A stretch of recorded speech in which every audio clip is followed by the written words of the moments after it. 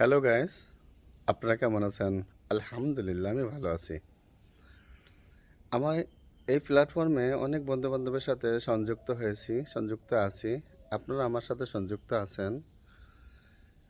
ভাই, একটি কথা বলার জন্য আপনাদের সম্মুখে আসা। অনেক অনেক মহিলাদেরকে দেখি এত পরিমাণ সাজুগুজু করে আপনারা ফেসবুকে স্ট্যাটাস দেন। আপনি কি জানেন আল্লাহ তাআলা বলেছেন, হে নারী, তোমরা পর্দা করো, পর্দার আড়ালে থাকো, হেফাজত করো নিজেকে। আল্লাহ না করুক আপনার এই রূপ যৌবন দেখা যদি কোনো পুরুষ আপনার প্রেমে পড়ে যায়, তাহলে আপনার কি উপায় হবে? আপনি দাওয়াত দেন। বহুত কথা শুনতেছি, বহুত কথা দেখতেছি। এই পর্দার আড়ালে থাকার কথাগুলো বাইরে প্রকাশ পাচ্ছে, বাইরে চলে আসতেছে। ও আমার বোনেরা, ও আমার খালারা, ও আমার মারা, আপনারা কি জানেন পর্দা না করিলে কি যে পাপ হবে? সেটা যদি চোখে দেখতে পারতেন, তাহলে পর্দার আড়াল পর্দা তো থাকা দূরের কথা, পর্দার বাইরে হইতেন না। আপনাদের কাছে অনুরোধ করি, যেভাবে কথাটা বলতে চাচ্ছিলাম, যেভাবে কথাটা বলছি, কিন্তু লাগাম দিয়ে কথাটা বলতে পারছি না।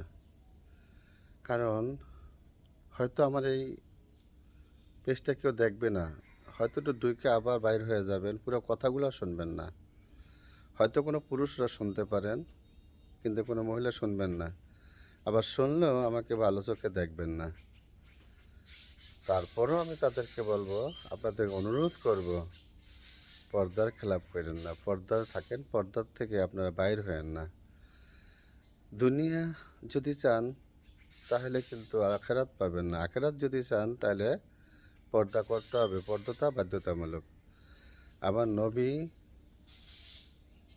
যেভাবে বলে গেছেন, আমার নবী যেভাবে চালাবার হুকুম দিয়ে গেছেন, সেভাবে আমরা চলবো, পর্দার খেলাপ করব না।